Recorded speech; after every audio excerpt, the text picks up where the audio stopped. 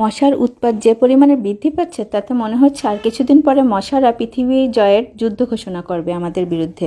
এতদিন লিকুইড দিয়ে মশা তাড়ানোর চেষ্টায় ছিলাম, এখন দেখছি মশা কোনোভাবেই বাগে আসছে না।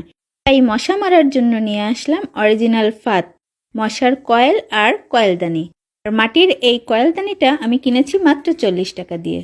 আমি যেখানে থাকবো সেখানে কোনো কিছু এরকম ফাঁকা ফাঁকা পাঞ্চে পাঞ্চে থাকবে তা কি হয়? রঙিন করার কাজে লেগে গেলাম। এখানে আমি ব্যবহার করেছি অ্যাক্রিলিক কালার।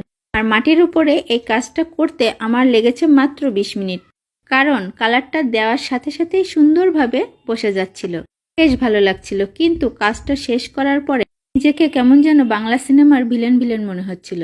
বাংলা সিনেমায় ভিলেনরা যেমন নায়িকা ও তার বাবার সম্পত্তি লাভের আশায় নায়িকাকে বিভিন্নভাবে প্রলুব্ধ করে, আমারও মনে হচ্ছিল আমি মশাকে মারার আগে সেইভাবে প্রলুব্ধ করছি।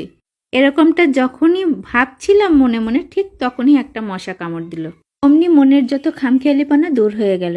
আর বাংলা সিনেমার একটা নাম মনে পড়ে গেল, মশা এইবার তুই পালাবি কোথায়।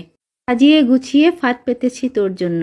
আপনাদের কাছে কেমন লাগলো অবশ্যই জানাবেন। আর আপনারাও চাইলে কম খরচে দারুণ এই মাটির কয়েলদানি কিনে কালার করে মশা ও গ্লোবের ছাইয়ের সারা ঘরে ছড়ানো থেকে মুক্তি পেতে পারেন। ধন্যবাদ সবাইকে।